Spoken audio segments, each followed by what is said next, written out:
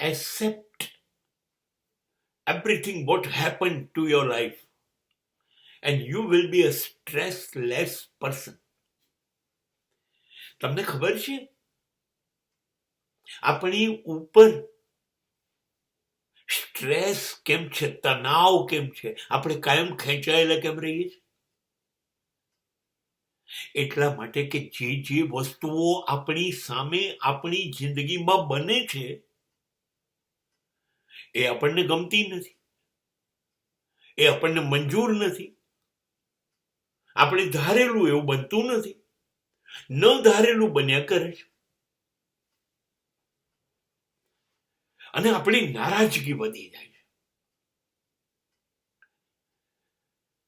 કોને કહીએ?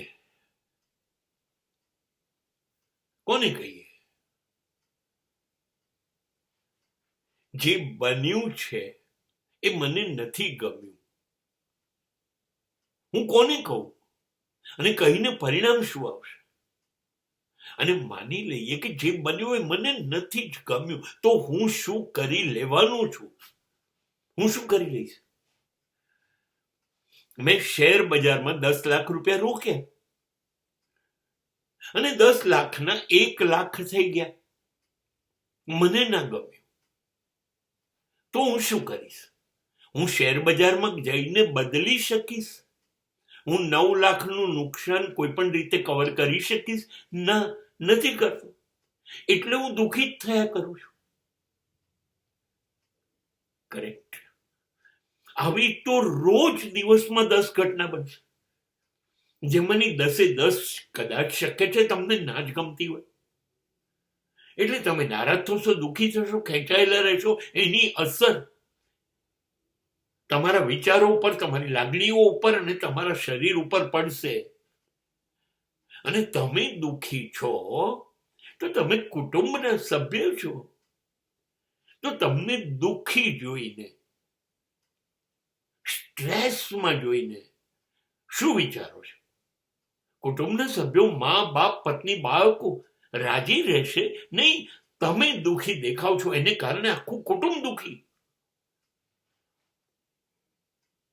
તો તમારી પાસે રસ્તો એક છે કે આ જે બને છે એમાં હું કશું કરી શકવાનો નથી.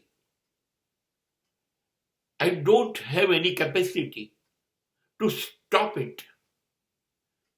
I cannot change the result. હું બદલી શકવાનો નથી પરિણામ. થયું એ થયું. હું લાખ કકાટ કરીશ તોય કોઈ પરિણામ બદલાશે નહીં. હા, તો ચલો, નુકસાન થયું તોય હું ખુશ છું, ફાયદો થયો તોય હું ખુશ છું. તમે કશું કરી નથી શકતા, તો નાખુશ થઈને તમારી જાતને કમસે કમ તમે દુઃખી ના કરી શકો એ તો કરી શકો કે નહીં? જે ઘટના બનવાની છે, તમને ન ગમતી બની જ છે, તમને દુઃખી થાવ, પણ તમે દુઃખી થવાનું છોડી દો. અરે જા યાર, આવું તો થયા જ કરે.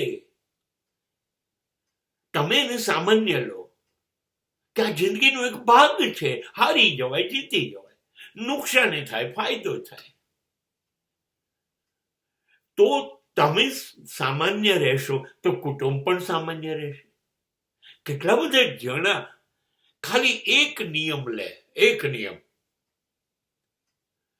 કે જે બનવાનું છે એ બનવાનું છે, એને કોઈ રોકવાનું નથી. તો એનાથી ટેવાઈ જઈએ તો કેટલા બધા જણા સુખી થઈ જશે.